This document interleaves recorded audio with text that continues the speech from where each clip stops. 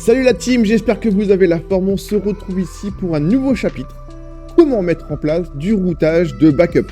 Ça veut dire qu'on a une route récursive ici qui est fonctionnelle.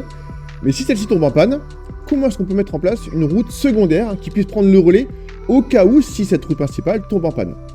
Dans notre laboratoire ici, disponible en description, on a deux réseaux. Le réseau 10.0 et le réseau 20.0 avec au-dessus une connexion qui va simuler Internet. Objectif ici, d'abord mettre en place la communication entre PC0 et PC1 avec une route récursive. Rappelez-vous, dans notre TP sur le routage récursif, on avait étudié comment configurer cette route-là. Donc là, je suis sur routeur R1 et je veux contacter le réseau de PC1. Donc je vais taper IP route 192.168.20.0/24 et je vais passer par quoi? Par l'IP du voisin. Sauf que là, ici, on peut s'apercevoir que R1 a deux chemins pour contacter le réseau ici que moi j'ai besoin d'avoir. On va donc analyser, on a une liaison ici en gigabits, donc 1 gigabit, et une liaison en face Ethernet, ça veut dire en 100 mégabits. Donc on va venir privilégier ici la route en passant par la liaison gigabit, à savoir 172.16.0. Et quel est l'IP de mon routeur voisin? C'est 72.16.02. Donc la fibre optique a une IP en 0.2 sur le routeur de R2. Ok. Mais il faut également prévoir la route de retour. Donc si je configure R2, pour contacter ici le réseau de PC0, je vais taper IP route 192.168.10.0/24 en passant par 172.16.0.1 puisque c'est l'IP du routeur R1 en passant par la liaison gigabit. Mon premier test ici, ce sera entre PC0 et PC1. Donc là, si je fais un tracert vers 192.168.20.1, je passe bien ici par ma passerelle. Ensuite, j'atteins bien 72.16.02 et j'atteins enfin mon routeur. Donc on peut voir ici que je passe bien par ma passerelle. Maintenant, qu'est-ce qui se passe au niveau de la table de routage? Si je vais sur le routeur R1 et que je fais un do show IP route, on peut voir ici que ma route S, ma route statique, en direction de 20.0 via 0.2 a une distance administrative qui est de 1/0 parce que 0 c'est la métrique. C'est une métrique qui se calcule de routeur en routeur et qui se partage de routeur en routeur. Or là en statique, cette valeur-là ne nous intéresse pas. On va juste se consacrer sur la première valeur, la distance administrative. Eh bien en fait c'est un poids de fiabilité. Plus le poids est faible, plus la route sera prioritaire. En l'occurrence, ici, un poids de 1, c'est un poids extrêmement faible. Donc, c'est parce que comme on était administrateur du routeur, on a créé la route. C'est une route créée par l'humain. Elle sera beaucoup plus fiable qu'une route apprise par peut-être d'autres routeurs via d'autres protocoles de routage dynamique. Nous, ici, on va créer une deuxième route statique. En passant par la liaison Fast Ethernet, à savoir sur le réseau 172.16.1.0. Vous allez voir un petit peu ce qui va se passer. Si ici, je fais donc un IP route en 192.168.20.0/24 en passant par 172.16.1.2, d'accord, qui est la route via R2, et je configure également la même chose de l'autre côté, en passant par 172.16.1.1. Et bien là, si je vais dans ma table de routage sur R1 et que je fais un show IP route, j'aurai ici deux chemins potentiels pour contacter le réseau 20.0. Or, le routeur ici ne pourra pas choisir une route par rapport à l'autre, parce qu'elles ont tous les deux le même poids. Donc ça veut dire que, comme il y a deux routes avec le même poids, eh bien mon routeur va venir alterner, un coup en passant par la gigabit, un coup en passant par la Fast Ethernet.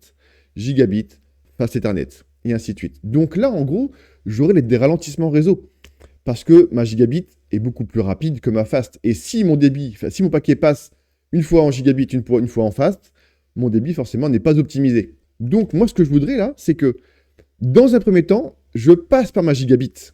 Et si ma gigabit tombe en panne, alors je bascule sur ma Fast Ethernet.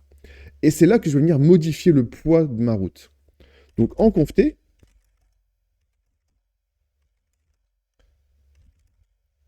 je vais reprendre ici ma route. Je vais venir la supprimer. Voilà. Et je vais la recréer avec derrière un poids supérieur. Un poids donc compris entre 2 et 255.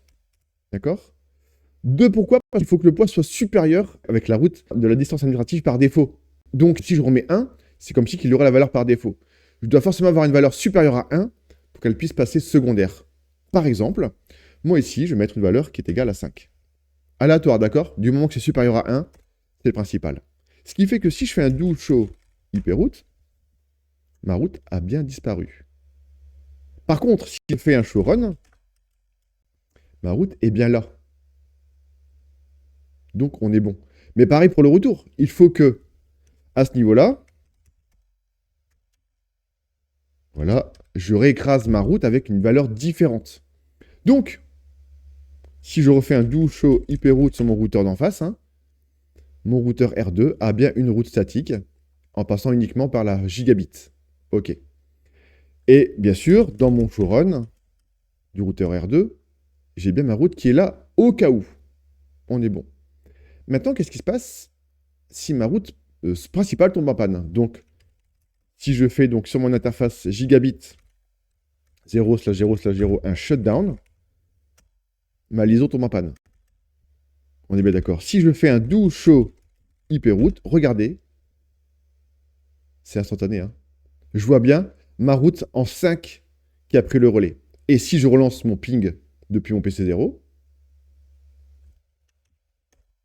je passe bien par mon 1.2, qui est ma route secondaire, hein, et mon 20.1. Donc là, on est bon. Mon routage secondaire ici a fonctionné. Et si je redémarre mon interface, et que je refais derrière un show hyperroute, ma route principale a pris le relais. Regardez un petit peu comment la bascule se fait rapidement. Je vais lancer ici un ping-t. Un ping-t vers le 192.168.20.1. Voilà. Et je vais venir couper l'interface gigabit. Donc on voit que mon ping fonctionne. Et là, je vais venir faire un shutdown. Regardez. Il y a limite. Il n'y a même aucune coupure. Aucune coupure ici à ce niveau-là. Donc la bascule ici se fait vraiment rapidement. Elle est instantanée. Dès qu'une interface tombe en panne, la route liée sur la liaison gigabit tombe en panne, disparaît, et c'est la route secondaire qui prend le relais. D'accord? C'est bien ma route en 5/0 hein, qui a pris ici le relais. Maintenant, imaginons, ce sont les deux liaisons qui tombent en panne, et il faut que je bascule par R3 pour contacter PC1. Donc ici, sur mon routeur de droite, en conf-t, je vais venir dire que pour contacter 192.168.20.0/24, il faut que je passe maintenant par 172.16.3. Et quel est l'IP de routeur R3? R3 possède une IP en 3.2. Donc 3.2 ici. On est bon. Mais si je laisse comme ça, ma route là, d'accord, a le même poids que ma première route. Donc ça ne fonctionne pas. D'ailleurs, ben voilà, mon ping ne fonctionne plus. Hein. Donc là, ici, je dois faire en sorte pour que ma route puisse passer, pas secondaire, mais en troisième position. D'abord ma gigabit, ensuite ma fast, et si mes deux là tombent en panne, je bascule sur ma troisième liaison qui aura un saut supplémentaire en passant par 3. Par exemple, si je mets 3, ça ne fonctionnera pas. Si je mets 4 non plus, 5 non plus, il faut que je mette une valeur supérieure à 5 parce que j'ai déjà ma route secondaire à 5. Donc, par exemple, je vais mettre 10. Et donc là, je rebascule. Si je refais un show hyperroute, hein, je rebascule sur ma route principale. Enfin, ma deuxième route principale. Et mon ping refonctionne. OK. Pareil pour le routeur de retour. Il faut que je puisse dire ici que pour contacter le 192.168.10.0/24, je passe par 172.16.4. Analysons l'IP de R3. On est en 4.2. 4.2. Pareil, avec un poids supérieur, par exemple, je vais mettre 10. Pour faire le test, il me manque plus que configurer le routeur R3 avec les routes principales. Que lui, je ne l'ai pas encore configuré. Donc on y va. Pour contacter le réseau 10.0/24, je passe par 172.16.3.1. Et pour contacter le réseau 20.0, je passe par mon réseau 4.1. Maintenant, sur mon routeur ici, je vais reprendre mon ping, voilà. Et sur mon routeur de R1, je vais mettre en panne l'interface FA0/1, shutdown. Dans le ping ici, ce qu'on peut analyser, c'est qu'on a un TTL à 126. Donc là, j'aurai des pertes de paquets. Vous allez voir que c'est normal parce que mon routeur doit prendre la MAC adresse du routeur en face. Donc ça veut dire que R1 doit prendre la MAC adresse de R3, R3 et ainsi de suite. Et donc, forcément, j'aurai des pertes de paquets. J'en ai perdu qu'un seul, c'est parfait. Et regardez mon TTL, je suis passé de 126 à 125. Parce que je traverse un routeur supplémentaire. On rappelle que le TTL permet de pouvoir décrémenter la durée de vie du paquet pour que si mon paquet tourne en boucle, et ben, qu'il arrive à 0, mon paquet sera détruit. Ça évite du coup de surcharger, que les paquets restent indéfiniment sur des liaisons qui sont mal configurées.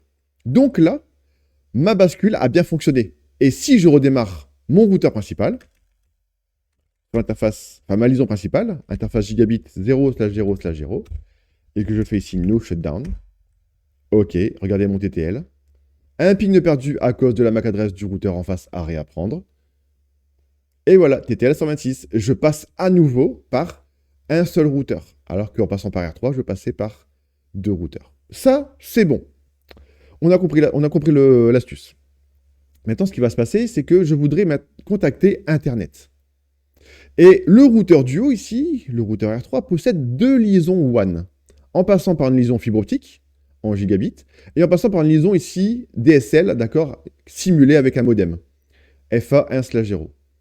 Donc mon routeur là, moi je vais le configurer pour contacter en priorité Internet via la fibre optique. En conft, donc je vais aller voir l'adresse IP de mon routeur fibre optique en face. Fibre optique ici, il est configuré en 80.0.0.2. Ok. Je vais faire une IP route 0.0.0.0. On l'avait vu également, en passant par 80.0.0.2.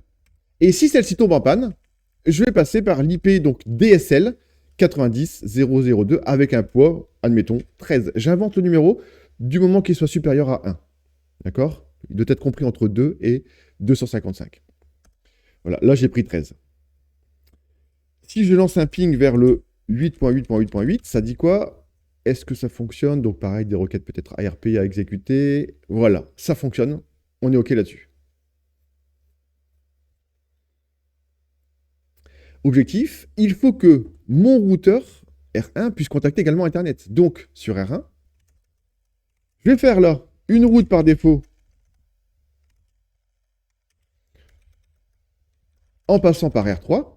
Donc, à savoir que j'aurai 172.16.3.2 avec un poids à 1 par exemple. Mais si je bascule via ma fibre optique de droite, parce que j'aurai une liaison secondaire en plus, je vais passer là par ma 0. Et j'ai oublié l'IP de mon routeur voisin. 0.2, il me semble. 0.2. Donc là, je vais passer par 0.2. Mais il faut que cette route-là ait un poids supérieur à ma liaison principale en diagonale via R3. Comme je passe par R2, j'ai un routeur supplémentaire, donc un saut de plus, et je vais par exemple ici mettre 13. Voilà. Il faut que mon R2 puisse également contacter Internet. Parce que si on regarde bien, R2 ici, si je fais un show IP route, il n'a pas de route par défaut. Donc là également, IP route 0.0.0.0 /0 en passant par 172.16.4. J'ai toujours oublié l'IP. 4.2. Ok, 4.2. Avec un poids par défaut qui est égal à 1. Et si ma route en diagonale tombe en panne, vers R3, il faut que je bascule par ma liaison 0.1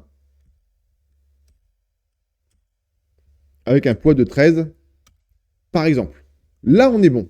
Pour moi, mes routes sont toutes configurées. Donc maintenant, si je fais le test de PC0 en passant donc du coup par R1, R3, si je fais un ping là, et donc je fais ici un tracert vers le 8.8.8.8, je passe par mon routeur R1, je passe ensuite par mon routeur R3, et j'atteins ma connexion Internet 8.8.8.8. Donc là, si je lance un ping vers le 8.8.8.8, ok, on est bon là-dessus. Maintenant, si ma liaison principale ici tombe en panne, comment ça va se passer? Donc, si je shut l'interface FA0/0, interface FA0/0, je vais faire un shutdown. Ok, on est bon là-dessus. Et que je relance ici mon tracerts, il y aura des problèmes. Vous allez voir pourquoi. J'atteins bien mon premier routeur, mon deuxième routeur, mais c'est à ce niveau-là où ça pose problème. Pourquoi? Parce qu'ici, je n'ai pas prévu R3 d'une route secondaire pour atteindre le réseau 10 en passant par R2. De base, R3, d'accord, on se rappelle qu'il ne passe uniquement que par R1 pour contacter le 10. Donc, sur R3, je vais devoir dire ici en conft une IP route en 192.168.10.0/24 en passant par 172, 16, 4, et j'ai oublié l'IP, 4.1, 4.1, c'est ça, ouais. 4 points. Mais attention, avec un poids supérieur. Par exemple, je vais marquer 13. Voilà. Et pareil pour le réseau 20. Je vais passer par mon 3.1 pour une liaison secondaire. Ça veut dire en passant par R1 pour contacter donc le réseau de PC1. Là, ça fonctionne. Si je veux contacter le 8888, j'arrive bien sur R1, j'arrive bien ensuite sur R2, je remonte sur R3 pour contacter Internet.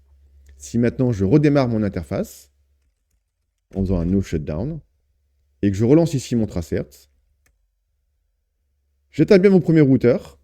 Ensuite, j'atteins R3 avec un paquet de perdu à cause de la requête ARP et j'atteins ensuite ma liaison WAN via le 80.0.0.2.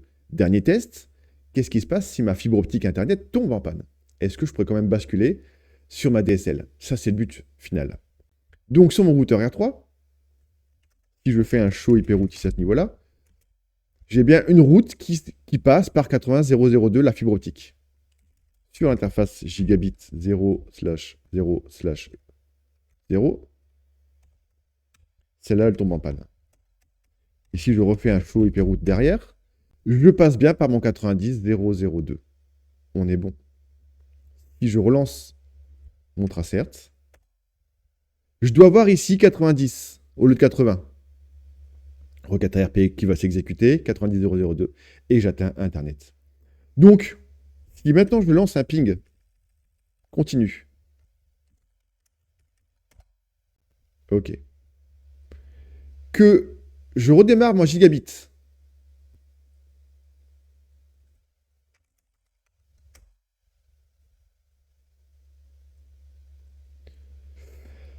mon ping, alors un ping perdu, mais ça reprend le relais, ok, que ma liaison en diagonale tombe en panne,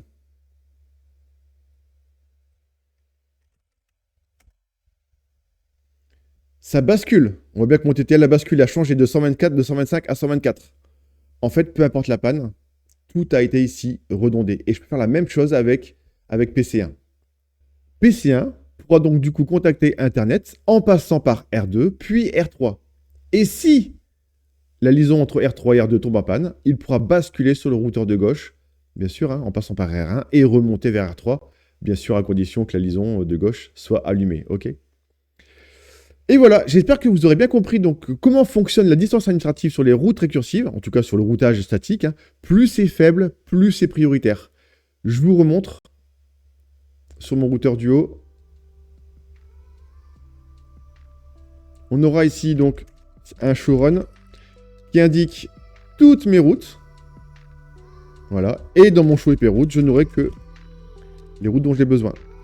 J'ai une route ici principale parce que j'ai une route secondaire parce que j'ai un stress/0 qui apparaît à cause de mon interface 0/0 qui est down. Mais si je redémarre à l'interface là,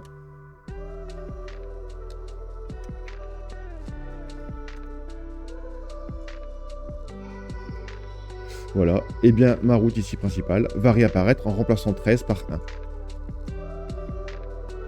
Voilà, je n'ai plus de 13. J'espère donc que vous aurez compris ici la notion de route de backup comment est-ce qu'elle s'exécute, comment est-ce qu'elle est prioritaire par rapport à la route principale. Et on se retrouve pour une prochaine vidéo. Allez, ciao!